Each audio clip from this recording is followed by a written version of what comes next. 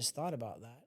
I think I know who the world title fight's going to be. I'm not. You're not getting it out I of know, me. but I'm going You're to not. go. You're not I'm getting it out I of me. think.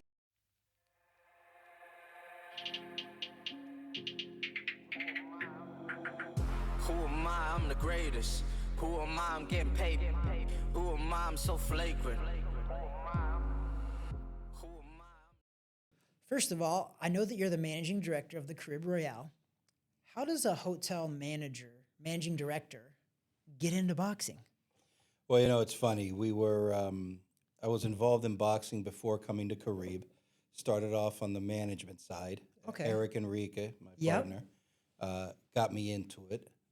I used to own racehorses, and he said, "No, we got to try this boxing thing. We got to try this boxing thing." And you know, he knew some people down in Miami, and we got involved.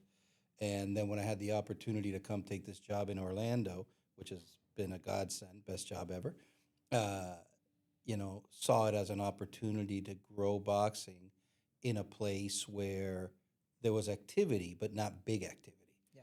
And it also gave us the opportunity from the Caribe side to really promote the hotel and get the name of the hotel out there as we were repositioning the hotel.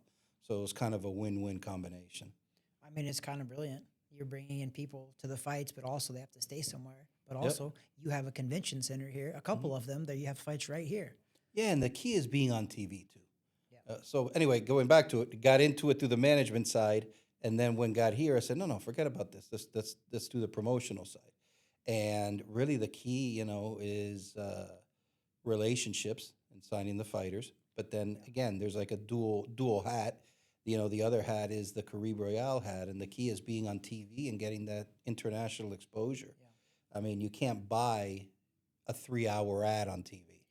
And essentially, all these fights, whether it be with MVP, whether it be with Matchroom, it ends up being a 3-hour advertisement for Caribe.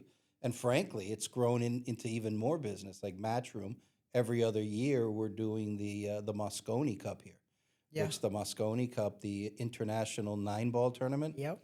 Last You just had year it we this did- year, didn't you? Yeah, yes, we did it. We did it in November of 24. Then now it's in the UK, and next year it's coming back. And when we went on sale for tickets, we sold almost $1 million worth of tickets in 24 hours for the event. That's insane. Mm-hmm. Yep. So, you know, out of one relationship grew another. And then, you know, we're doing an event with Matchroom called the Florida Open. We just did the inaugural one this year on the pool side. And yeah, we're going to be looking at doing darts with them. And that relationship keeps growing. One thing led to another, which is the way good business is supposed to be. 100%. You know? And MVP continues to come back, and we're partners with them. And you know, it's been great having Jake Paul fight here and the notoriety that comes with that, and Amanda Serrano and the viewership that you get, not only A lot of on eyeballs. the live event, but just on all the social media and everything. So, you know, I've been in airports, I've been in different places. One of our managers, funny enough, was in Mexico. He was at a resort in Mexico on vacation, wearing a Caribe shirt, and somebody told, "I know that place. I watch the fights Yeah. all the time, Caribe Royale." So, and that was kind of the intent, getting the name out there. So it's been good. I mean, I think you guys are doing great because you just got back from Texas where it was another Jake Paul Most Valuable Promotions card. Most and Valuable Promotions, I see BOXLAB card, yeah. on the ropes, it says Caribe Royale. And Yep. you're right. You don't have to buy little 30-second commercial slots. You're getting 3-hour slots. Yep. I mean, there's a lot of brilliance in that, man. Thank you. No, but it's been good, and the partnerships have been good, and it's all about working with the right people. Yep. I mean, the reality is we get calls from a lot of different people. Hey, we want to do a show. It's not just about doing a show. We're really, you know, that's not. Yes, we love to do it, but that's really not the goal. The goal is to work with partners that can enhance Yeah. what we're doing at the resort, and that's the truth. You know, we have to be on TV. It has to be something that can, you know, get exposure for the hotel, social media, great partnerships, and that's kind of where we're at right now. And that's how I actually met you guys was through Eric, your partner. Eric came on the podcast now too. I love Eric. When you guys first started, I was looking at that. You guys you started doing shows in March of 2022. Right after the pandemic. Yes, which was pretty wild. Yep. Well, it was a way to, you know, we were just repositioning the hotel. The owners actually, we spent 160 million so far repositioning the hotel. Yeah. and it was a way to get people to start coming to Caribe. And funny enough, a lot of people didn't know Caribe was here, even though it had been here for 25 years. So it gave us an opportunity in the local community. Hey, let's get the people in. Let's get the people in and get some action We're going. still here. Yeah, no, just in general from the pandemic, let's get some action going. You know, just to start getting back to normalcy, if you will. So, see, it's a long time ago, and we've come a long way from those cards to world title cards, internationally televised now, and what have you. So it's happened pretty quick in a way.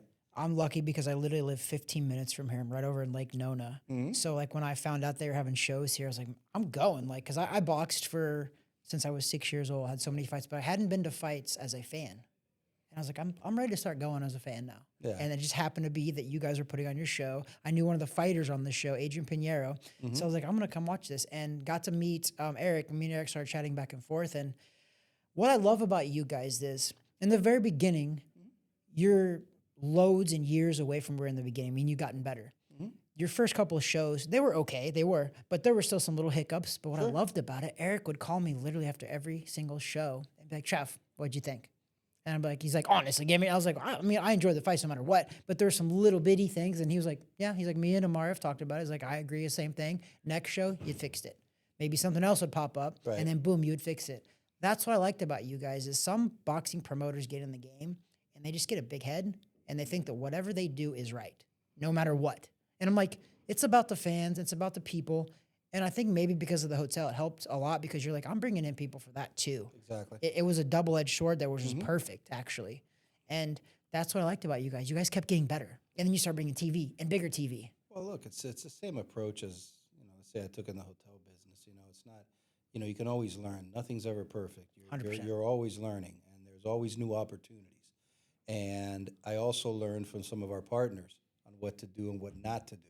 And yeah, the shows just kept getting bigger and bigger. And, funny enough, too, on the BOXLAB side, the relationships kept building and we kept adding the right fighters, if you will. And it's, hotel-wise, though, it's been great, and we've gotten tons of exposure. Yeah. And it's been really good. And it's helped us. We do a lot of big convention groups here. People don't realize that sometimes when they call. We're not a venue. We're not, we're really a big convention hotel that does, millions upon millions of dollars in corporate convention business. Yeah. And we've taken some of those meeting planners and whatever to the boxing fights when they're here, if it's all happening at the same time. And they're like, how cool is this? Right. And then you bring them in the ring. Here, come on, let's take a picture in the ring with this. Next thing you know, hey, we're bringing our group here. Yep. So it's great. It's great marketing for the hotel. I mean, boxing matches are cool. I tell everybody, I'm like, I don't care if you like boxing or not. You should go to at least one live fight. A live show. That's different than watching it on TV. Exactly right. And that's why I tell everybody. I mean, I think it's the same thing with like hockey. Like I watch hockey, I'm like, the hockey is terrible. And I watch it on TV. But I went to a couple live hockey matches. I'm like, this isn't so bad. Boxing's the same way, except I think it's more exciting because obviously I love boxing. Right. So like I'm always going to go because I love it. But I think you're right. I mean, these people probably have stories now to tell forever, and it starts spreading like a wildfire. What you guys are doing when you put quality stuff out there and you're honest, good people. And so far, and I know a lot of the people in the same circle that you guys do now because I've been around so long. So I talk to all those people. They say nothing about good things about BOXLAB and you and Eric. And that's good. Thank you. It is, and that's you try to do the right thing. That's the important thing. If you do a mentor told me one time that if you don't lie, you never have to worry about what you said. Man. And if you stick to that, right, it's true, and just be upfront and not, just do the right thing. If you do the right thing, the rest works out. 100%. I always tell everybody too, I don't lie because when you lie, you have to have a very good memory because then you have to remember that lie that you told. Yeah, it goes back to what I just said. Exactly. And that's when you said that, I was just like, I agree. Like, I think I have the same process. I'm like, dude, I don't have that great of a memory. So I can't lie all the time because you have to remember those lies repeatedly for so long. Yeah. And I'm like, I'd just rather tell the truth and be in that moment and tell the truth in that moment. And you don't have to remember anything. No, and just be upfront with people. Yep. That's the biggest thing. Just be upfront with people. Sometimes the conversations are not pleasant, but you have to be upfront with people. Yep. And if you're, just giving people the right information and telling the truth, hey, that's the way it goes. 100%. No, I don't think what else can you ask for? I like genuine people. And I feel like me and Eric's relationship, I thought Eric was very genuine. I think you're very genuine too. And that's the thing that I like to surround myself and deal with genuine people. Like you can tell me a bad thing, But if you're genuine about it, how can you hate that person or be that mad? Well, Maybe at least the you're getting circumstance. you're getting the straight scoop. That's the thing. Exactly right. I tell you, we've got over 1,000 associates or employees, as we call them here, and I'll always give them the straight scoop. It may not be what they want to hear all the time, Yeah. but they're getting the truth. They're getting the straight story. I think that's a good leader. And if you I think follow you're a good that, leader. we've kind of tried to follow that under the boxing side. I think you're doing a pretty good job of it. I mean, I'm so happy that you've done that in Central Florida. And I said this literally 3 years ago when you guys started that first show in March. And then towards the end of the year, I said it on the podcast. I was like, watch out for BOXLAB. I'm telling you right now, they're going to make a new hub for boxing in Central Florida, not Miami, they're going to put it right here. Yeah. And guess what you guys have done? You've done Thank that. you. Big fights are happening right here in Yep. Central Florida. And I thank you guys because I'm a fan. So I thank you for that because I get to come 15 minutes and watch boxing matches. No, it's great. We got another big event coming up now on November 1. Yes. Matchroom, one of our great partners, Eddie and Sean and the Kevin Rooney, the crew, myself, we're all good friends. So we're looking forward to that. There's some great action. Amaury Jones, Orlando's own Amaury Jones, coming back again. He's looked fantastic so far. We've got a great heavyweight fight. Is it Lanier, right? For a WBA title, Lanier Perot against Jared Thompson from the UK. So it's a real crossroads fight for the two of them. Yep. So it's going to be, whoever wins is going to be in a great position to move forward and listen, the glamour division, if you will. It is. And it's a crossroads fight for both of them. So it's going to be really interesting. It's a make or break rally. We got a great local, and Travis Ingram. Yes. Young man that's grown up here here on the local circuit. Yep. Is going to get his first crack at a title when he fights Elvis Gomez for the WBA Continental title. So I know he's all excited about that. He and his family wanted bigger fights, and hey, you want an opportunity? Here's an opportunity to fight. One of the tough Cubans that's out there. That's another thing that you brought another great point up is you guys aren't just coming in here and putting on big TV fights. You're also bringing in the local people because there is some local talent in Orlando. Yes. And you're putting on local guys, which I love that because you're really giving back to this local community here. And it's growing gyms because of that. I mean, there's a lot of gyms now that are based out of Orlando, Florida because of BOXLAB promotions now. There's a lot of people coming over here and training now instead of actually having to go other places. A lot of people are setting up base here, which is because of you guys. I think it's important, and we try to do it. I know, number one, when Matchroom comes in or when we partner with Matchroom, when we partner with MVP, we always say, hey, we got to leave 2 or 3 slots for the locals because I think it's important. It's important to get the exposure for those local fighters. It's important to get the community behind you. Yeah. And I think that's a big one. We just did the same thing in South Padre Island, by the way. Our show with MVP that we just did, I think we had 3 local fighters on the card. Yeah. So again, it's important to get that and give back to the community, not just show up. Yeah. Hey, we know there's some talent here, but thank you, no thank you. Yeah. I think that's important, and we've got similar situation going on November 1. So, yeah, it's just something that I think it's important to do and give people opportunities. I think that's what it's all about. And give people opportunities to be on TV. Yep. I think that's another key, too. The platform. You're giving them a platform. It's not a dark card. They get an opportunity to be, even if they're on the prelims, they're still being shown on TV, whether it's on the YouTube channel or whatever. But it's opportunities and a platform they don't normally have. So 100%. And it also helps because I know there's been some bigger fights here, like the Tim Tszyu one that happened a year ago here. Not really anybody around this area really knows who Tim Tszyu and Murtazaliev is. Correct. So it's great to get the local people involved because nobody's buying tickets, to be fair, to Tim Tszyu, right? And Tim's in them know that. He's Australian. He's a Russian as well. But I'm like, you're not going to probably bring in a big crowd here because you said it. I didn't. Nobody knows. I liked him. Tim actually trained at my gym. Yeah. He trained at my gym the week he was here. I felt really terrible how the fight went because I was like, man, he was training at my gym. Like maybe my gym was bad luck. But no, they're good people still in contact with them. They're good people. The Murtazaliev camp, I don't know them at all, but seems like an all right guy. Like he's a talented guy. Yeah. But again, he's not a household name. You're right. Tim Tszyu, they might know the name because of his dad, but Murtazaliev, nobody knows. Not a household name. And so that's not a name that's going to bring in fans that, oh my God, he's in town. Yeah. So that's not going to happen like some others. So the local draw helps a lot, no doubt about it. Do you find yourself, because you are the managing director of the Caribe Royale right here in Central Florida, do you find yourself how do you balance that boxing promotion company and the Caribe Royale? Is that kind of makes it easier? Listen, Caribe Royale comes first. I've been in the hotel business since I was 15 years old. Man. So that means 45 years. So I'm aging myself right there. Now you know how old I am. So it's been 45 years, and I've worked hard, and I've worked my way up, and that's always that's the career. That's number one. Then I've got the passion of the competition and everything with the boxing side, and how I balance that. It's very easy. About 6:30, 7 o'clock at night, I start working on boxing full time for about another 2 or 3 hours. Jeez. And I've got some great people around me: Eric, Enrique, Richard Rome, and Chico Rivas, our matchmaker. I've got some great people around me that help out as well. And that takes a big load off.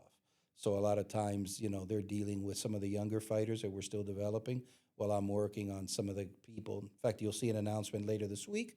We're doing the show for the WBA card on December 13th. Yes. And there's going to be a world title fight on that show that we just finished wrapping up last night. Let's go. Yeah, last night. We just finished wrapping that up. So you'll see the announcement come out later this week. I love that. And so that's the kind of stuff that I'm working on, and our partners, and how we're going to grow with Matchroom, how we're going to grow with MVP, not only the boxing side, but the hotel side as well, and other things we can do together. So again, does it take up time? Absolutely. Yeah. But if you've got the right people helping you too, it makes it a lot easier. So yeah, a guy that I know that he started this construction company in Central Florida. He started when he was 24 years old by himself. He's like, I white knuckled it for so long, Travis, but now they're the biggest in Central Florida. Mm-hmm. The company's worth over $1 billion. Mm-hmm. But what you said, he also told me that too. He said, Travis, he goes, I didn't do it by myself. He goes, I still own the company. He goes, but you know what I did? He's like, I surrounded myself with very good people. Yep. And qualified people that can help, because it takes, you're building an empire essentially here. One person can't do that, but one person can start it and then spiderweb it out. Yeah, I tell Chico does a great job of matchmaking and of building. Hey, we're going to do the following. Great, and I know sometimes people in the boxing world, I called you and you didn't call back. Hey man, I've got a full-time job that I'm responsible for. Yeah. I'll get back to you, but if not, call Chico. Call. Speak with him. It's fine. We'll get right back to you. And it's how you allocate your time. It's working smart. Yep. I think that's the easiest way to put it. It's working smart. The one thing with boxing, and I learned, it's all about relationships, and it's all about really any businesses, but the boxing business is all about relationships. Yep. And working those relationships and just working smart and planning out. That's the thing. Hey, here a path for a fighter. How do we plan it out? Yep. So it's not all knee-jerk reactions. So you take that corporate background, if you will, and that you're always looking out. Like for Caribe, I'm looking out 2, 3, 4 years, how we're going to be doing. Yep. Okay, what's the same thing with a fighter? Okay, where are we with them? And what do we need to do to get them to where they need to be at, and lay out a plan a year out? Things always happen. Yep. Somebody could get injured. Especially boxing. Something always happens. Yeah. But how do you plan that out so it's not just knee-jerk reactions? Yep. You're playing. And how do you put them in the best position possible? You're playing chess, not checkers. Yes, correct. You're setting up stuff, and that's what makes that's a But successful it's business. Cool. Last night, Sunday night, wrapped up a world title fight that we're going to have on the card here. It's fantastic. After going to the fights in South Padre. Exactly. And then boom, next day. Boom. Yeah. So it's exciting stuff, cool. The WBA is coming back. They've been a great partner as well, coming back for the convention for the 3rd straight year. That's awesome. I don't think people realize that. Yeah, card's going to be on the 13th of December, and there's going to be some great fights on there. Some locals, probably about 3 local fights, world title fight, likely an eliminator, a world title eliminator, and then some of the other promoters and managers are going to have some fighters on there as well. I just thought about that. I think I know who the world title fight's going to be. I'm not. You're not getting it out of me. I know, but I'm going to. You're not getting it out of me. I think it's Antonio Vargas, who's a local kid. No. It's not. I'll tell you, no. Okay. I'll tell you. Okay. I'll tell you. It's an interim world title bout. Okay. So I should have said that. That's Antonio's doing great. Antonio. Is it a female or male? No, it's a male. Antonio, you're not gonna. You're not getting it out of me. Sorry, you're not getting it out of me. I'll get in trouble. Probably don't want to do that. No. I'm gonna get in trouble. You're not gonna get out of me. You'll know by Thursday or Friday when we put it all out. Fair. Antonio, that's a great example of a local young man. Is that your first world champion? That's a first world champion, and he had kind of given up on the sport after people had given up on him, and he got back into it. Coach Nelson Rodriguez actually introduced us, and we started working with Antonio, and a great young man, he's not a kid, he's a young man with great faith and belief in himself and the Lord and everything else. And here he is. world champion, made his first title defense in Japan Yep. under not easy conditions. Yeah. And there's going to be another world title defense coming up for him soon. It was going to be in December, but unfortunately his mother recently passed away, so we I offer did his not know that. condolences for that. So he wasn't training, but he'll probably do another world title defense in January or February. We might have to go back to Japan because the champion in recess, this is no secret, the champion in recess, Tatsumi, is going to come out of recess, and that was one of the things that, hey, when that happens, the two champs got to face fight off. again, But Antonio's a great fighter at 118 pounds. Again, people had given up on him, and look at him now going on for his second title defense. Tremendous success story. I mean, you could say that you guys you helped resurrect part of his career. I mean, you did. Like, he's still doing the Team fighting, effort. but you Team guys effort. you're doing your part, and I think that's what you want from a promoter, right? You want a promoter to believe in you, and also you said something earlier too, which that's why I love what you guys are doing, because you say the right things and you do the right things, but you're putting them in positions to succeed. Yes. After that, it's up to them, right? Well, that's what I tell them all the time. Look, we can get you to a certain point, and as I said, relationships are extremely important in the sport, just like they're extremely important in any business, frankly. But we can get you to where you need to be, but you got to do your part, and you got to be willing to listen. If you don't win, we don't win. Yep. A lot of times there's these, and I see them, acrimonious relationships between promoters and the fighter and the manager. It shouldn't happen. The reality is, if you're transparent, and it just shouldn't happen. Yep. You're all on the same team. Yep. Nobody wants you to lose. Yep. Ex-promoter doesn't want you to lose. Yep. I certainly don't want any of my people. I hate it when any of our fighters lose. I hate it. I hate it. I hate losing.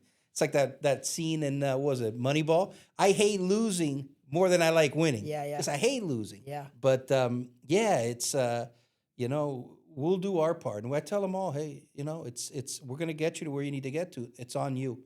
You got to take it seriously. You got to put in the work. It's not easy. Nobody's going to hand you anything. Yep.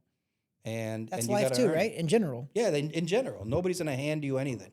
A lot of times people ask me, because when we do an employee orientation here, I always tell everybody, hey, you're starting a career, not starting a job. I started parking cars when I was 15, and now I'm the vice president for the company, operating 3 hotels. Total of like 1,200 employees. So you're not starting a job, you're starting a career, but it's whatever you put into it. Yep. Oh, I want to be you. Yeah, great. Well, you know what? There were a lot of sacrifices along the way and a lot of hard work, and you got to be willing sometimes to do things that others don't to get ahead. But, you can do whatever you want to do. And it's the same thing in the sport. Obviously, you need talent, but more than anything, it's about discipline. It's a sport of discipline. It's a sport of fortitude. It's a sport of sacrifice. And if you're willing to do it, you can go as far as your talent will take you. And even sometimes that work ethic overcomes talent. 100%. Yeah. The old term and it's all attitude, and it's all, who you're working with, and who's the trainers and the team and everything around you. And hard work beats talent when talent won't work. Yes. And that's beautiful. That's a great way to put it. And we've all seen it. 100%. We've all seen it. So do you think that your background in the corporate world, in the hotel world, is what kind of gave you a little bit of a leg up in the promotion world now? I believe so. Look, it's a lot of people, frankly, that were upset or jealous or whatever, you know what I mean? And because we've grown pretty rapidly and things, we've been blessed in many ways. But what we have done is, you look at, what you learned along the way about organization, about talent evaluation, about just about how to structure things and how to be looking forward, not just looking 1 month out, but as I said before, there's a path. Just like when we announced this interim world title fight, there was a path for the gentleman, and he did his part. We executed our part, and now he's going to get a chance to win the interim world title. But you got to have a plan. If you don't have a plan, you don't have a target, how do you know what to shoot for? Yeah. And it's, obviously you have to learn about the sport and whatnot. And, the talent evaluation piece, I was a fan before I got into it. Yeah. So it wasn't like I didn't, nobody knew anything. No, I was a fan. Yes, I've learned more about the business aspect of it. But, it's about putting a plan together for these fighters and also being honest with them. Yeah. I think sometimes you got to have those uncomfortable conversations. Hey, I think you're maxed. I think this is it. Yeah. And you're kind of doing a disservice to your company, and you're doing a disservice to the athlete as well if you're not telling them the truth or at least where they're at and what needs. You saw the first round with Sebastian Juarez. Oh my gosh. From Saturday night. That was the craziest first round I've ever seen. Ever. Ever. Forget about Like, the business, literally. even when I was Yeah. a fan. So the biggest thing is, okay, what did you learn from that? Right? Okay, yeah, it was great. It's gone viral. It's all this. Yeah. But what did you learn from that? You were all hyped up. You're in front of your hometown fans, and you came out and you weren't paying attention. You Got were just clipped. too hyped up, and you got caught, Yep. which you shouldn't have gotten caught Nope. because you've never gotten caught like that before. But you got caught because you weren't paying attention. You were too much in the moment of the hometown fan. So hyped up. So that's, you know, and he goes, no, I was. You're right. He goes, you're right. You know, I don't mind. One of our other fighters that recently fought in a very big fight, you know, didn't have the best training camp, and you can kind of see it coming that way. And hey, lesson learned, right? And we got to change some things up because, you know, it's that definition of insanity. If we do the same thing over and over and expect a different result, it ain't going to happen. Yep. So I think that being transparent and really telling people where they are and, you know, not just blowing smoke is a big thing. You know? Have you? So with that being said, you deal with the fighters quite a bit. Yeah. You develop a relationship with these guys sometimes. Absolutely. Have you had to make any tough decisions to where you're like, I really like this guy, but it's just not working out? Have you ever had to do that? You know, I'm not gonna name names. Yeah, but you don't have to do but that, yeah. the answer to that is yes. And how do you approach stuff like that? Because boxing's such a cutthroat world, but at the same time, you said something again. You're correct. Boxing's you can get hurt, and Yeah. if you don't need to be out there anymore, then you don't need to be out there. Correct. So, do you It's not a deliver that? game. 100% correct. Do you deliver that in the same compassion that you're kind of showing now? And you show Yeah, being compassion honest with talking. them. It's just Genuine. about being honest with them. You know, look, sometimes you can lose, but still win. You know, like Christopher Pitufo Diaz had the fight in Mexico, a month and a half ago. butt off. Fought his butt off. What a hell of a fight. Yep. He didn't win, but he didn't lose. I mean, he put Yeah. on a hell of a performance. So that's one of those you win by Yep. you win by losing. It's amazing, right? And he'll be fighting soon. That'll be announced soon. He'll be fighting up in New York in January. But you know, there's others that, hey, man, it's not meant to be. Yeah. You know, and I think, and you know, you explain the reasons why, and the last thing you want is somebody wasting their time too, right? And you don't want, number one, you don't want somebody to get hurt, God forbid. But you don't want somebody wasting your time. You know, you're doing a disservice to the person because they can go on and do something else in life. 100%. You know, and that's a big thing. So at least, you know, what we want to make sure of is our conscience is clear. Yeah. You know, we've had people that have had situations, physical situations that were discovered that they can't fight in a certain sanctioning, a certain commission in a certain state. Because certain states require Yeah. different but medicals. they'll certify me somewhere else. No, but you have a problem we know about. Yeah. You know, listen, I don't want that on my hands if something happens. That's good. I mean, that's good because too many people, you're right, too many promoters, they do care about the money. Like, no, let's push this guy out there. He'll get approved in this state. Let's put him in this state. You know, everybody does their own thing, and I'm not going to knock anybody. Yep. Everybody does their own thing, and the one thing I will say, and I'll tell every fighter out there, the promoters, some of the hardest working people you'll know. You know, because the reality is, if anybody thinks it's easy to put on shows, doesn't matter if it's a dark show somewhere or a major televised event, it is hard work. And anybody that doesn't think so or thinks it's a piece of cake, just try it one time. There's so many moving parts and so many variables. It's a thankless job most of the time, yes, too. Yes, it's insane. It's crazy. And you know the other thing too. Listen, fighters, you know, everybody wants a title fight. A lot of times they want a title fight and their fourth fight and the money that comes with it. You got to earn it. You know, it's no different than when you're drafted in baseball. Let's say you get drafted, they're going to send you to single A somewhere first, and then you graduate to double A, and then you graduate, and along the way you're getting pay raises. But you know, you don't start. Nobody starts off in the major leagues. You don't start off at the top. Yeah, You no, just nobody don't. does. In anything that you do. Yep. So, you know, you got to earn it and you got to work your way up. And, you know, I think that's where some companies do better than others. And we try to do the right thing where you see, hey, the fighter had trouble against a southpaw. Okay. All right. Let's get them another southpaw so they can work through that. And let's see what they look like. Yeah. You know what I mean? Because you're going to face people along the way. 100%. Right? So it can't Different just be, oh, no, styles. listen, I don't want to fight southpaws. Well, you're not going to have a choice because it could be that you get to a point that you're fighting for a regional title or a world title. It's a southpaw. What are you going to do, not take the fight? Yeah. That's insane.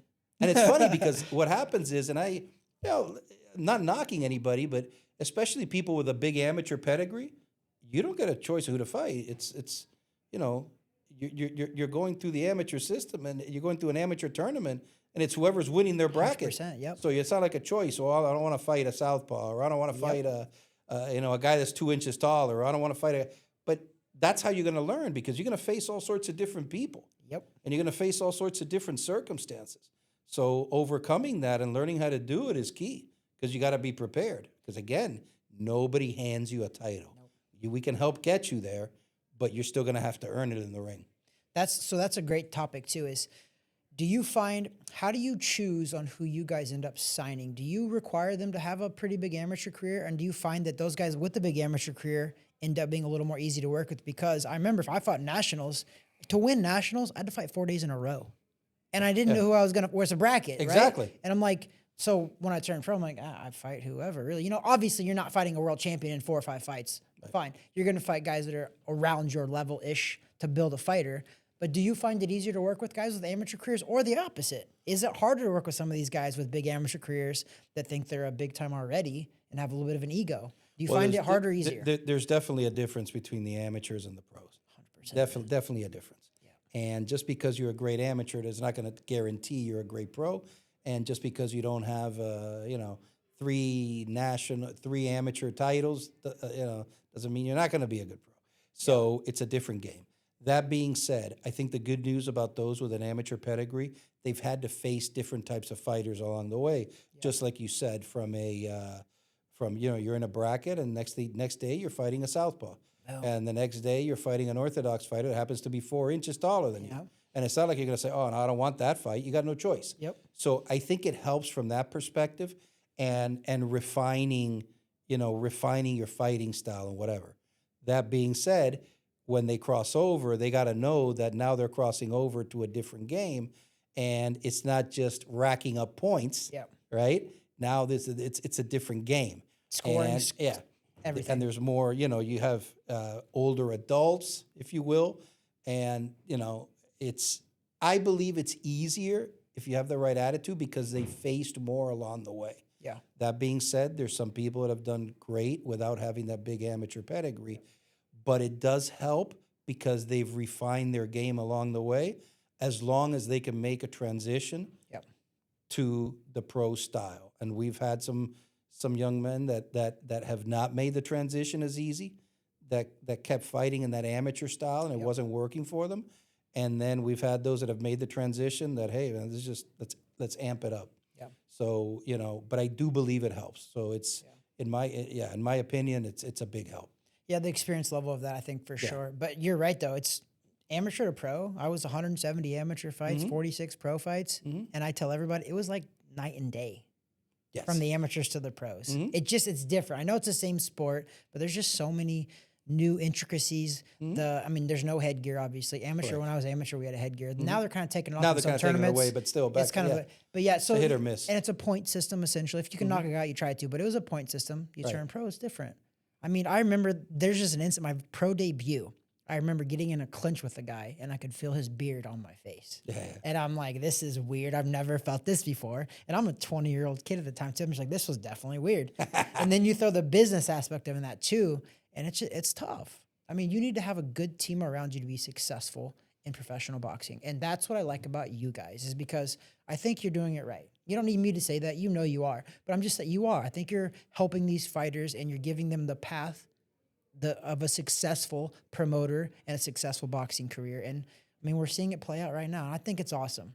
So I want you to be happy. So please stay happy. I am happy. Because I want you to keep around here. I am happy. I think one of the biggest things that I see in the fight game, and you take it from other sports, right, is rushing the kids too fast. Yep. There's a big difference between a college senior and a college freshman.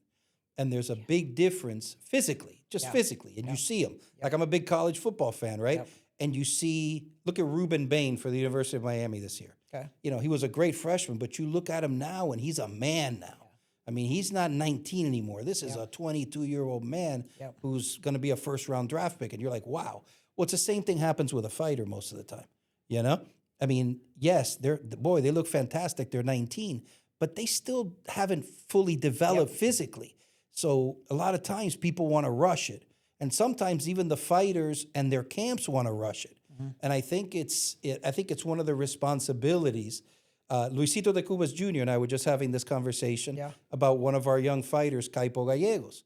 And that we work Very on talented together. fighter. Very talented young man. We got to remember he's 19 years old. Yep. And, you know, where's he going to be when he's 21, 22?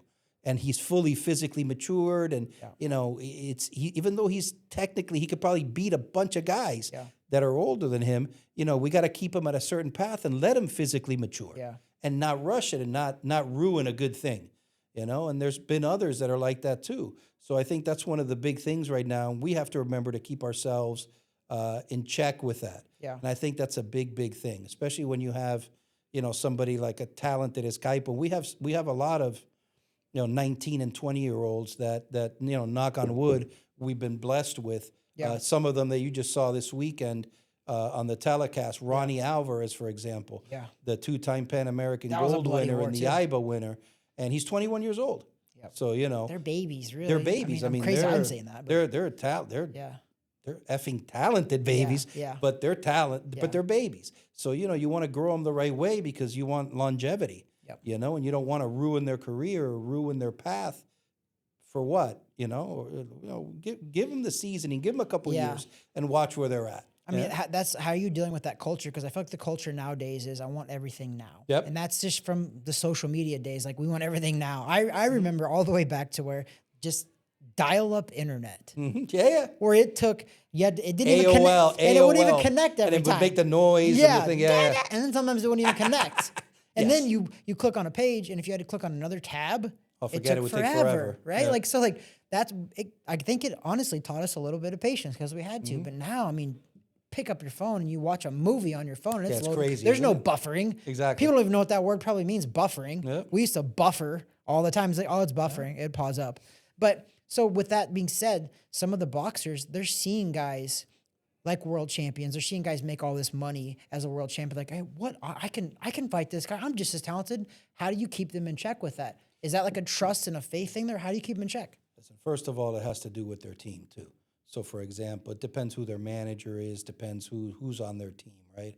Because if you have a good relationship with that team, you know, and they're on the same page with you, they get that. They get that. Sometimes when they don't, you have to spell it out for them. And at the end of the day, most of the time, not all of the time, they understand.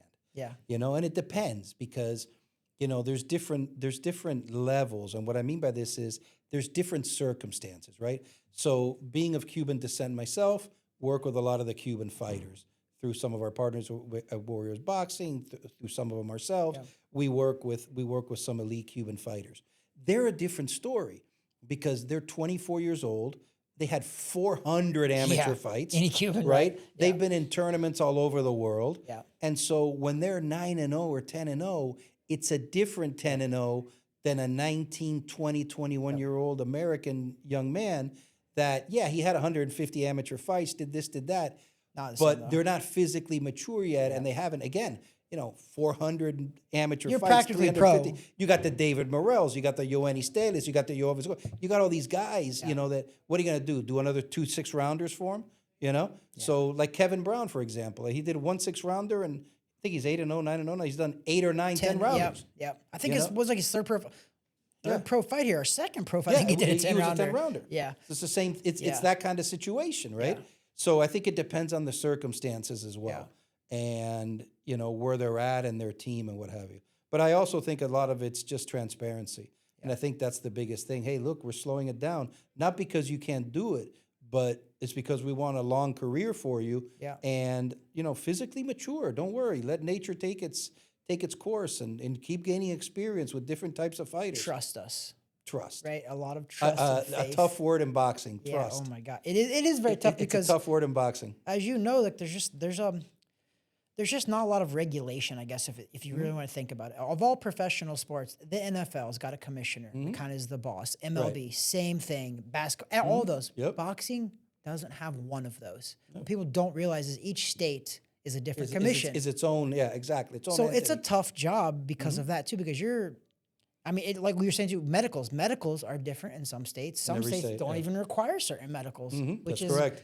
pretty wild to me. Yeah, that it's not standardized. Yeah, most people don't realize that stuff happens, but you as a promoter have to navigate through all of that. In your opinion, do you think that there does need to be some sort of a change? Because you got into boxing and you kind of changed the hotel business a little bit by doing this. Is there some kind of a change in professional boxing that you would like to see as a promoter? Look, I think standardization is something that it would probably be a good thing on the medical side, so everybody knows what to expect at all times. Yeah. Because why should one state require less than another? And, you know, if you're trying to protect the fighters and all that, then it should all be standard, my opinion on that, right? I agree. I agree. I think one of the biggest areas and where continued training needs to be happening is in judging. You know, and that's an area where continued training. We just had a situation in Texas this past weekend. Nothing against Texas. It can happen anywhere. True. We had a fight, one of our fighters that went to a decision. One judge had it 60-54. So the kid won every round. Another one had it a draw. But how do you view that differently where, you know, it's like the disparity's too much. Yeah. And you look at it and you're like, well, you know, how does that work? It shouldn't be, you know, that much of a disparity. So I think that's an area where continued education and continuing for those commissions to evaluate those judges is going to play a big role. Because I think you do have to evaluate the judge, just like in everything. You know, Major League Baseball evaluates the umpires. NFL evaluates the referees, and that's where they decide who works certain They get like a fights, scoring, certain games. Yep. And I think that the commissions need to do that too. If you see a fight where, you know, forget it, somebody scored it 100 to 90, and the other one scored it a draw, and the other one scored it the other way, not 100 to 90, but the other way, you know, 90 and 92. How can that be? Yep. So, you know, okay, there's some training required because what is everybody looking at that's so different? Yeah. So I think that's one of the things that frustrates me the most, even when I'm just watching as a fan of how that is right now. I mean, think about it. When the average person asks me, how does that happen, Charles? How do you score boxing? I'm like, how do I explain how you score boxing? Because it's not necessarily whoever lands the most punches. It's not. There's ring generalship. There's a lot of other. So I'm just like, it's just boxing is very difficult. Depends what style the judge subjective. likes, maybe. It's subjective. Yes, and that's where it's very difficult. So what you're saying, though, is, so let's just say they do need more continuing education. They need to keep these and then rate them certain ways. I think that would put more of a strain now on promoters, because now promoters, you have to pay for that. Who pays for that? Right? So I like it. I think it does need to happen, though, because fighters, not only is this their living, right? It's also their life on the line. So I think we should be accurate with our judging, because if a guy gets ripped off on a decision, that could cost him millions of dollars sometimes. Right? And you know, a loss in boxing, and that's like, of all things, I think they should get it right in boxing, of all sports. If you get ripped off in a 12-round war, your jaws broke, your nose broke, you're bloodied, but you won and they gave it to the other guy, you just took a beating and you lost financially, health, all of that. Yeah, you don't know if you're going to get back. Exactly. Sometimes it can ruin a guy. One bad loss. Yep, you don't know if you're going to get back. And then, but the judges, there's not many ramifications for that. If you judge a bad fight, what really happens to you? Well, I think that's where, you know, and again, some do, because you see some high-profile judges and you see some high-profile referees, and overall, I think everybody does a good job, and they're all trying to do the right thing. But I think it's where you see the big disparities. That's where, hey, okay, let's get this crew together. Why are you seeing this as different? Yeah. You know, that's the thing. You're not going to be able to change it on the spot, but again, that's where the continuing education or whatever the evaluation comes in for the future. Yeah. By the way, talking about that craziest round ever, for any of your listeners, viewers that haven't seen that round, go to YouTube and put in craziest round ever. The funny thing is, you know, it ended in the first round, but how would you have scored that round? Yeah. If the round ended? So you had one knockdown, 3 points taken away so Juarez went down once, 3 points taken away for holding. So that's -4, right? Then he knocked down the opponent 3 times, So that's 3. So what do? You have like a 7-something round. Have you ever seen like a 6-5 round or something? Yeah, I've never seen that. Think about this. How would you score? How would you score that round? I don't, you know, How do you do that? I don't know. And I don't think And those thankfully judges, it ended in the first round. that's what I'm saying. All 3 of those judges, I secretly think that they're like, thank God. Yeah. It ended in the first round because how in the heck? You would have seen the weirdest scorecards. You would have the weirdest all 3 of scorecard them ever. They probably been looking like at the commissioner like, I don't know how, like, is it like a 5-6 round or something? Like, you would have seen something like crazy. I want By to the watch way, that. And what see. I heard today was, I know on YouTube it's got like 300,000 views already, but I've heard it's gotten over 1.5 million views on all the social channels. It's insane. And that just I don't want another round like that on any of my fighters yeah. ever, because it was giving me a heart attack. Yes. But yeah, it was 'Cause he was hurt. But because he was hurt. He was hurt. definitely. He was hurt. He was hurt enough. I never want another one of those. You know what though? You said, and he's one of your fighters. You know, thank God there's a plan for him because they got him through that. What a great learning lesson this early in your career. Oh, big time. Because what if you were in a world title fight? That other guy probably doesn't make those same mistakes and might finish you. Yep, After that big point, time. right? So like, what a blessing all But he's around. a young man of 19. That's a perfect example. Now we got to work on this to make sure this doesn't happen again. And it went viral, so now you guys can promote that too because now people are going to know of this kid. Everybody knows Maybe about not for Sebastian. the best of reasons, but he still won, so it is All I good. know is at least 1.5 million people now know Sebastian Juarez. Isn't that wild? Yeah, it's great. That's the cool part about the internet, man. Like I like the internet. I didn't really have the internet because I turned pro in 2004.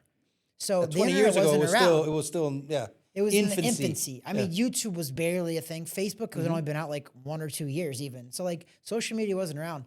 Nowadays, and I think you probably know this for the fighters you sign, you're like, you have to be active on social media. If you're lucky and blessed enough to get a viral video like that over the weekend, you know, good for you because you can benefit off of that. Well, that's what I do tell fighters, you know, at the end of the day, we're fighting for the entertainment dollar, right? Yep. And yes, we can do what we do. You have to do your part. Yep. You have to promote yourself. Yep. You know, there's a lot, let's be honest, there's thousands of fighters out there. You have to promote yourself. 100%. You know, and if you don't, I mean, you know, it's just the reality. You know, you have to become a draw, right? And, you know, it's just something some are better at than others. Some understand it more than others. And it's you know, I think MVP, who's a great marketer, you know, is proving the value, showing the value of social media and what they put into it. But the fighters themselves have to do their part to promote themselves. Yep. And then at the same time, it's easier than ever because through one click, you can reach, you know, God knows how many people versus back, you know, 40, 50 years ago was either through the newspaper or through some interview in a magazine or whatever, because that was really the only way to do it.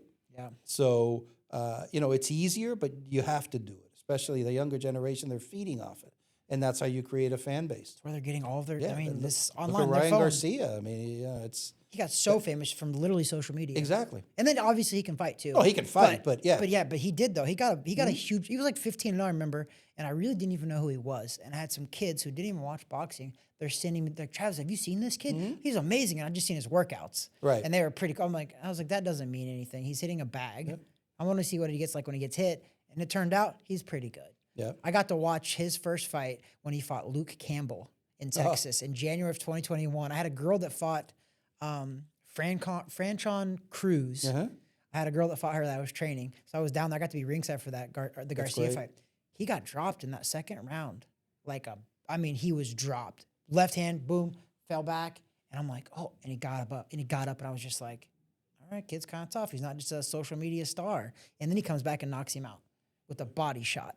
And I got to talk to the Luke Campbell camp, and they were like, he told him in the corner, he goes, I looked at my assistant coach, Shane McGuigan, said, I looked at the assistant coach, I was like, he's not just a social media darling. No, he can fight. He goes, he can fight. So you got to be Great both, left hook. obviously. Oh my gosh. He stopped him jumped in with a left hook to the body. Yeah, and one of the stopped best him. ever.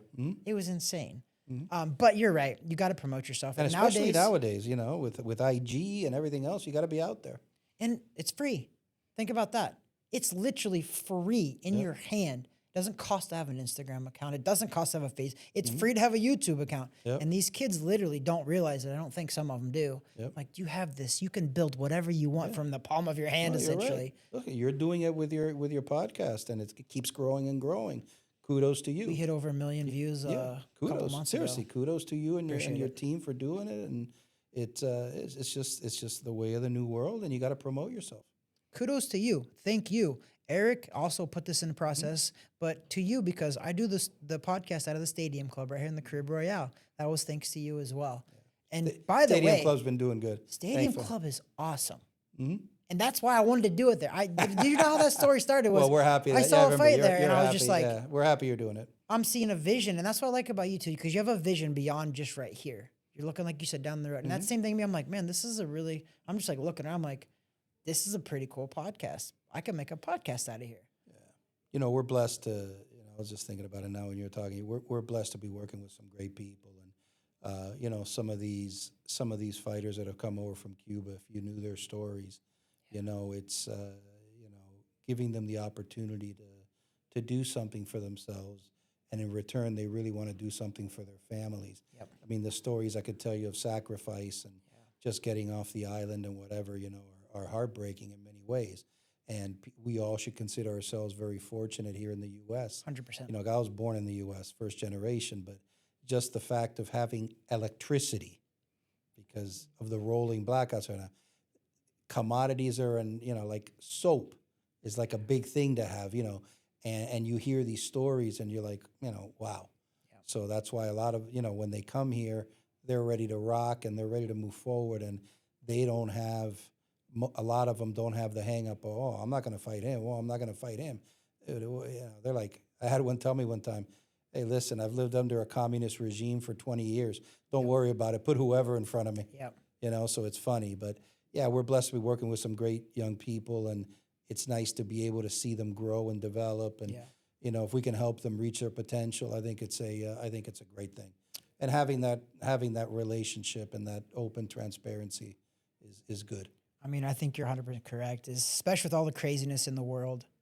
I'm proud to be in America. Yep. We are so blessed because you're right. I've never lived anywhere else, but I've traveled the world since I was 15 or so years old. I've been literally everywhere. Yep. China, Australia, all over Europe, all of these places. And just like every time I go to these places, I enjoy them, parts of them for sure. My wife was born in Ecuador. I mean, like there was dirt floors there. Yeah. I'm like, we are absolutely blessed to get up in the morning, touch my foot under an air-conditioned house. Correct. Yeah. With windows that are, actual windows. Yep. Do you know what I mean? Like I feel very blessed to be here. And I think that's why a lot of times you see these fighters like from Mexico, and man, they don't give up, and they're these massive warriors because, exactly, they grew up exactly how you're talking, that they didn't have that. Yep. And, it's like, if they don't make it this way, I don't know what I'm going to do. Yep. So, and I got to feed my family, and there's no food stamps, and there's no Social Security, and there's no this, and there's no that. And, we're blessed to have what we have. So that's great. At the same time, it's, I'm glad we've been able to grow boxing here in Florida. And, Pro Box does their stuff, and we fully support it. Yep. We do ours, and I think between the two of us, we're biggest promoters in Florida. 100%. And, listen, the fact that we've been able to work with some great people and some great partners, and I've learned a lot along the way. Even like, I remember we first started working with MVP, Jake Paul was like, wow, this is I don't know, does he take it seriously or not? And then really the more I got to know him and his team, man, the guy puts in the work. You can say whatever you want. Yep. You're talking about people with no amateur background. You can say whatever you want. He takes it seriously, and he puts in the work. Yep. And I don't think people give him enough credit for that. He puts in the work, and he's gone out there. Oh, he fought this one, that one. He had never been in a ring, man. You know what I mean? Literally. Yeah, literally. And it's he keeps getting better, and that's a reality. And the difference is that it's not a joke to him. He puts in the work, and Matchroom and how they move their fighters, and how they view. They're also planning out, and how they're viewing things and the matchups, and it's been great working with all these folks, and you form great relationships, and I think that's the key, You're networking in a positive way, and that's good. And the same thing on the managerial side. I mean, I'm sorry, on the promotion side, you build relationships, and people want to work with you because word gets around. Hey, man, they're legit, and they tell you how it is, and what have you. And we've got, I think we've got one of the best young stables of fighters anywhere. Not just you're a spot. No, anywhere. Yeah, I love that. Anywhere. Period. And we did one of the fight cards here, and Antonio Tarver told me, "Dude, you're loaded." And I feel we're blessed that way, and I get really excited when I think about the future. Yeah. For a lot of them, the future's now. Like the Kevin Browns and the Yoenis Teres. They're ready. They're there. Yoenis will be bouncing back. Christopher Diaz, Lanier Perot, others like Lanier's younger brother, Danier. He's still a baby as a heavyweight. Yep. But tremendous potential. And you look at some of these others, whether it's Kaipo, whether it's Sebastian Juarez, whether it's Ronnie Alvarez, Pedro Veit, I could go on with all the youngsters. Yeah. It's really exciting to see. I mean, it's good you have a healthy mix. Yeah. Of young to some seasoned guys as well, and that's what you need. That's a successful Antonio business. with his world title. So I wouldn't be surprised if we have another world title soon, and that's really exciting. And fight for at least a third now as we enter into 26. So I think it's pretty cool. Did you really fast? You said you first started out in managing boxers. What do you like more, managing or promoting? No, I like promoting because I think you have, you can put the shows together. You're working with other promoters. You're working on a more global scale, if you will, on a more macro level than just the managing piece. I know there's great managers out there, and we have great relationships with them. Peter Kahn's a good friend of mine. We were just chatting yesterday about the Florida Panthers we were talking about yesterday because we're both avid fans. But, but it's just the promoting piece is really exciting to me. And again, been blessed to be able to join forces, and co-promote with some great people as well as do our own thing. But it's something I truly enjoy. So you've worked with Jake Paul for a little bit now, co-promoting with him and Nikisa and MVP. And you said something. We just did Prospect 16. It's crazy. We just did Prospect 16. Yep. And you guys started it here, yeah, right? we started it here. Prospects 1 was here. Yeah. We did Prospects 1. We're now on Prospect 16. Oh, my gosh. That's insane. Yeah. Time flies, man. Yeah, it's crazy. Time flies. Yeah, we talk about it all the time. I hope that we can keep you happy. I hope you don't get burned out on boxing because I know it can happen, especially being a promoter. And I'm talking from my personal, I want you guys here. Yeah, and I know you want to be here, but we're good, and I think I've learned a little bit over the last couple of years how to balance things. Yeah. And rely on the team somewhat. Yeah. Because as I said, the hotel career comes first. But for the fighters, they know I take it seriously, so don't think you take a back seat. Yeah. It's just balancing the time and knowing, frankly, it's prioritizing. That's really what it is. Yeah. And it's exciting. And I think we're going to do some fun stuff, and we're opening up a new ballroom, which we built, not for boxing, but we built a new ballroom. Although we are going to use it for boxing because it's intimate and it's got higher ceilings and it's going to be a lot of fun. And we're going to test it out soon because it'll be completed in December. I love that. And there's more stuff going on, so you'll see a lot of activity at Caribe Royale next year. You guys have been growing exponentially, so we're going to be doing work with MVP, just our partners, just like we always do. Yeah. We're going to be doing more work with Matchroom. So those are our two. They're like family, both sides to me, and it's exciting. Good stuff happening. I'm excited. I'm actually getting Frank Smith, the CEO of Matchroom, Eddie Hearns. He's coming on the podcast as well. Oh, that's awesome. Back and forth. And actually, Frank's a good guy. I like Frank. I like it too, but it's just interesting because him and Nigel Benn and Eubank Jr., they're getting ready to fight. Not Nigel Benn, Connor Benn, Nigel's son. Yeah. But they're getting ready to fight. And did you know that Frank Smith is the brother-in-law to Eubank Jr.? Oh, I didn't know that. And he's promoting Connor Benn. Crazy. So it's been a very interesting mix. And because I watched a documentary about it too, I was just like, that's actually pretty wild. Because Eubank has been disrespecting Frank a little bit, for sure. But I mean, it's the fight game. It is what it is. It's a fight game. But it just makes it interesting. It just adds a little interesting curveball to it because Connor Benn actually fought here too. Yes, he did. At the Caribe Royale. Probably 2 years ago at this point. That's right. On a Richardson Hitchens card. Yeah, that's right. I kind of forgot about that, but I remember seeing Connor Benn because of you guys on a BOXLAB card. Yeah. So you guys have had them all around here. Richardson Hitchens was the main event that night. So before I wrap this up, again, thank you for sitting down with me. I know that as we're talking about it, you're managing director of the Caribe Royale. You're the president of BOXLAB Promotions. Those two by themselves are full-time careers.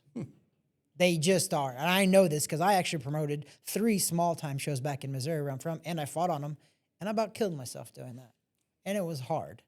So, I mean, you're doing this on a global stage with television. So, I appreciate what you're doing, what all of your team is doing. Thank you. You guys, Eric, because I know it does. It takes an army. Yeah, it takes a team to do it. But I appreciate you sitting down with me here and just chatting about boxing. Plus, I appreciate love this.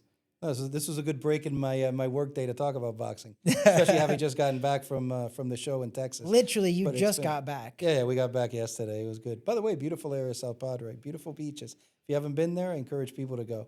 Yeah, I went there when I Not was the like easiest 16, place to I get think. to, but I encourage you to go. We drove because I was from Missouri at the time, so we just drove down there. It was kind of a cool little, and I was 16, 17 years old. It's a spot kind of it's like a spring break spot, but also I think can be family oriented. No, it's like a spring break spot during that time of year. Yeah. The rest of the time of year, it's totally a family It was area. totally empty because we went during non-spring break and it was perfect. Yeah. It wasn't, the beaches weren't crowded. It was wide open. I loved it. Yeah, that's always good when you can have a place kind of to yourself like that. It was nice. December 13th is the WBA. Well, December 12th through the 15th is a World Boxing Association convention. Yep. On the 13th, we're doing the WBA convention card. Just because of the late date that it got finalized, it's going to be on the BOXLAB YouTube channel, professionally produced, but on the BOXLAB Nice. YouTube channel, so everybody can watch. There's going to be some great fights on there. Really good stuff. Yeah, we're proud to have the World Boxing Association back. It's a big deal. So it's nice to have everybody here and all the celebrities and that come with it. And looking forward, ending the year off on a high note. We got November 1, like I said, coming up Great with fights. Matchroom. I will That's be gonna there a for great those. Fight. And then we're heading into 2026, so it's going to be a lot of fun, a lot of activity.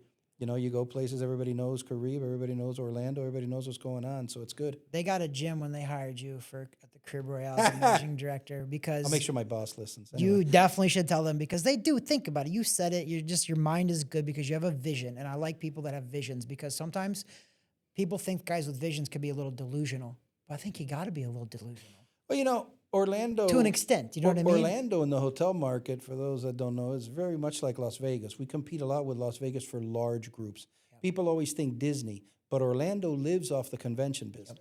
Yep. And the vast majority of the large convention hotels are either in Las Vegas or in Orlando.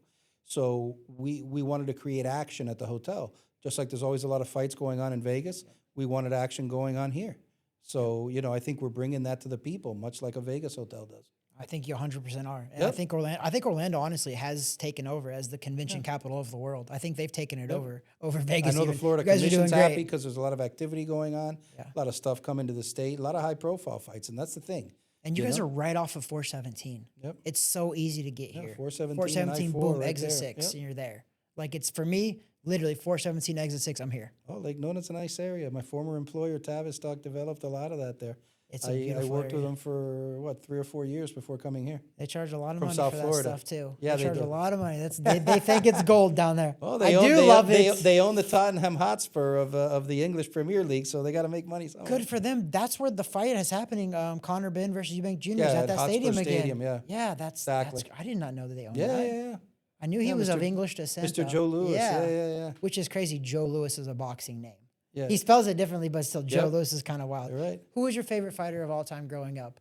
Not current fighter, but a fighter that you just really No, not current. watched Yeah. Listen, and kind of I loved. thought Fell in love with I him. thought Muhammad Ali, who I saw fight in person 3 times before I turned 14. No way. Right? Yeah.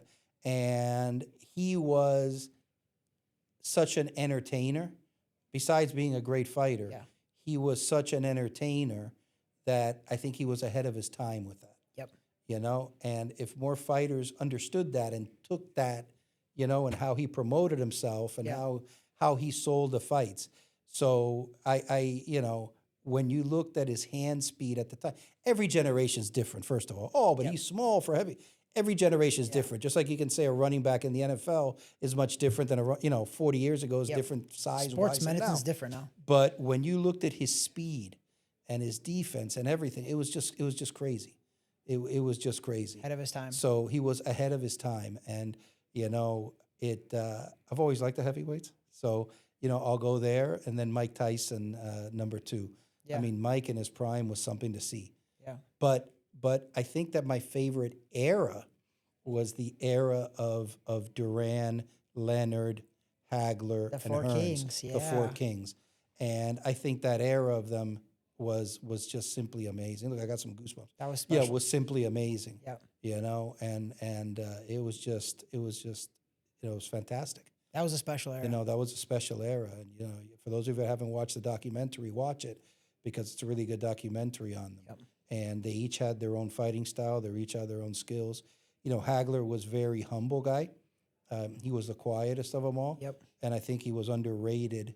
I think historically, he's been underrated. But I mean, his training regimen and what he did was just crazy, just crazy, just insane. I think 100% he's underrated. Yep. That guy was a machine. Yep. Like a machine, and didn't care about talking. He fought, and he was a machine. Like I love Hagler. I didn't really get to, obviously I was born in '83, so I didn't really get to see all that. I get to watch old tapes now.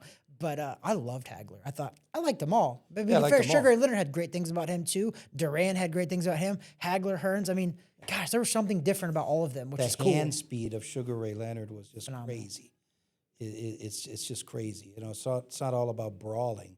You know, that's where the sweet science comes in and the technique, and it's just crazy. And the defense, you know, and you look at, you know, every fighter is different, but you look at, you know, in his prime, you know, he's still great, but you look in his prime at Canelo, he couldn't get hit. The defense was so good, you couldn't hit him. Yep. You know, you look and, whoa, the guy threw 7 punches. You know how many connected? None. Yep. You know? None. Yeah. Moved wall for a Mexican. Yeah, he might have hit his hands. He might have hit his arm. Might have just missed the other 5. Yep. You know, so everybody's got their, you know, everybody's got their era. But again, going back to, I think when I fell in love with the sport, it was because of Muhammad Ali. Yeah. And I saw him, like I say, I saw him fight live 3 times. How special is that? Yeah. That's pretty special. And that was a great I'm era jealous of that. That was a great era for heavyweights too. 100%. With Ken Norton and Ernie Shavers and Joe Frazier and Floyd and Patterson. Foreman and all So those many. guys. And then even the next level down was good. And you know, Yeah. it was amazing. That was a real And those were the heavyweight days of 15-round title Yep. fights. Yep. You know? Which you is talk about, insane. You talk The Four about Kings stamina. the same way. Is that, Yeah. 15 rounders, man. Yeah. I think it was about that time that they cut those back because they were saying that people were dying after that 12th round. So they were like, well, let's cut after the 12th round. Between the 12th and the 15th is when the most injuries are. Like, well, let's cut that back to 12 rounders. You know, That's why we it's- have 12 rounders now. It's great. Sometimes you have fighters and they're historians and they take time and they're watching stuff from the past. Yeah. And I love that because you can learn a lot from that. 100%. You know, and I always tell fighters, you know, this thing about everybody being, you know, Floyd Mayweather retired undefeated. Okay, great. You know, one loss does not define your whole career. No. It's who. Again, you could lose, but you could win by losing. Yep. Because if you fight, you know, if you're in your 25th fight, you're fighting a guy that's 10 and 15. You're not gaining anything by that. No. You beat him, nobody cares. Yeah, nobody cares. You're not learning anything from Yep. it. You know, and you know, one loss, if you put on a great show against another great fighter, there's no shame in that. None. You know. We had to get back to that. Yeah, for sure. I think we are. I think we're. Yeah, I making think our we way are back. getting there a little do. bit. You know, and there's no shame in that. You know, you know the expectation. Oh, I'm going to retire undefeated, 35-0. It's just not realistic because if you're fighting in title fights against good fighters, you could lose. Yep. Right, but it's okay. But if you lost in a great fight against another great fighter, there's no shame in that. Zero. Yeah, there's no shame in that whatsoever. I agree 100%. You know? And and that's what would happen back in some of those, eras. I mean, and even look at Pacquiao. How many losses does he have? You know, 5 or 6. Yeah, maybe, yeah, I think. yeah, But 6. how entertaining is that guy? You'll watch him in any whoever he fights. I will watch that. Yeah, I like Manny Pacquiao. Yeah, He's back and he's fighting again in he's January. back and he's fighting again. It's crazy. He yeah, earned, but to be fair, I was very skeptical. Didn't really want him to come back because he's 46 and he fought Barrios, a 30-year-old champion, world champion. Yep. I scored that fight for Manny Pacquiao. I thought he won that fight 115, 113. I And they think called it a draw. Mario's a friend. I actually saw him this weekend in Texas. Great young man. He Yeah. had his daughter with him. She's probably about a year old now. And I think he was a little bit in awe of being in Respected him the too ring. much. Yes, a little bit You too could much see that, respect of being. 100%. And I think he'll tell you that himself. Yeah. You know? That's tough. You fought a legend. And it's hard, yeah. You're all of a sudden with your eyes, like, all of a sudden you're on the football field, I don't know, with somebody that you were an idol of in whatever sport, you're like, and I think that's what happened there a little bit. For sure. You could probably see that for sure. But I thought Pacquiao won. And that's not taking anything from Barrios. He's a phenomenal. He's a world champion for a reason. But I did think, man, so I think He could have done more. could have 100%. Because I feel like when he was letting his hands go, he did fine. But then he kind of pulled back. Yeah, and I'm he like, could have done more. were you feeling sorry for Manny? Or what's going on? Like, you got to go. It's hard. Well, you know that's true because the corner was telling him, go out there and get him. They're like screaming at him. Yeah, at the my last boy round. Bob Santos was going crazy. It's on like, him. what are you got to go. Stop respecting. Like, Yep. and He just still, it is what it is. They still made some money, so good for him. Yep. I have a really cool story though about Sugar Ray Leonard. Okay, what is it? So my younger brother's a professional boxer too. Okay. Undefeated, 10-0 actually, will never fight again. But me and my brother both fought on the same card in a professional boxing match back in, gosh, I don't know, 2014 maybe it was. And after that fight, I woke up the next morning to a video from Sugar Ray Leonard.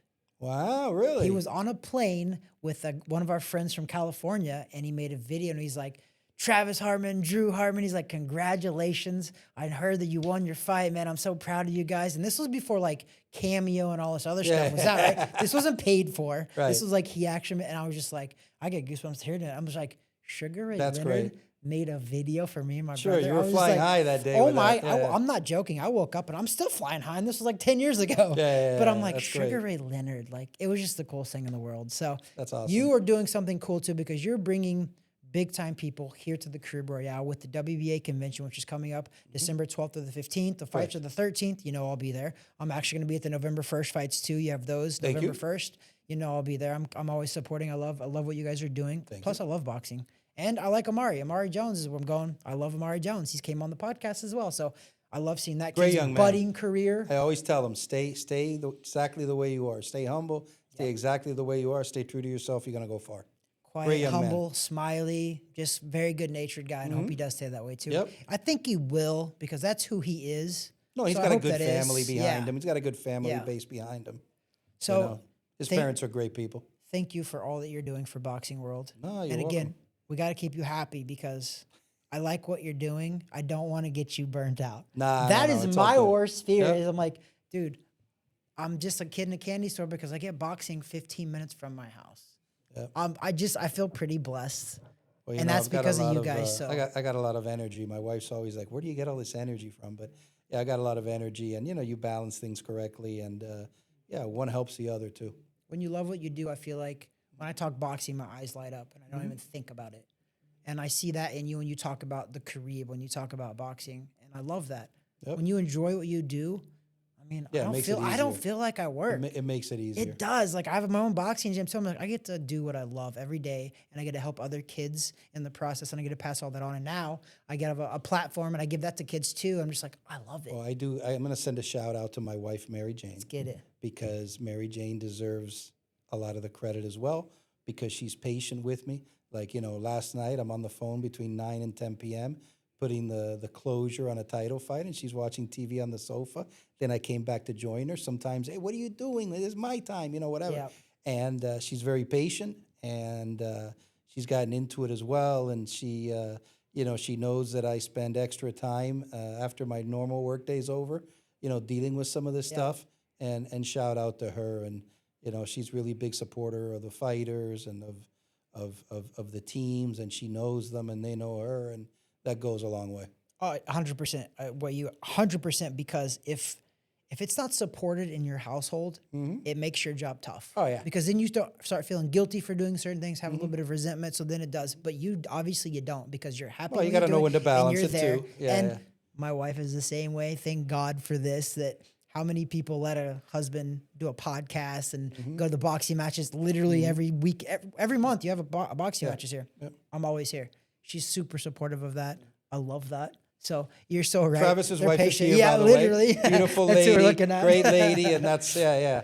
It helps So that kudos she- to everybody. She understands the sport and the commitment, because she was a professional tennis player on the tour for 10 plus years. So that helps, because she understands that. Most women they don't play or do those sports, so they don't get that commitment. But if they love and respect what their husband is doing, they understand that commitment. And it sounds like yours does. So Yep. I've seen her at fights too. I yeah. love that. I think it's cool, man. I think it's cool when the significant others come to the fights. She's coming to the Oh, November she was 1st watching. fights. She was watching Texas, sending me texts. This is BS. This is this, Yeah? This is that. So it's funny. Yeah. That's so good. Yeah. I appreciate it. Amaury, thanks for coming on the No, podcast, thank you brother. for your time. Appreciate it. Thank you.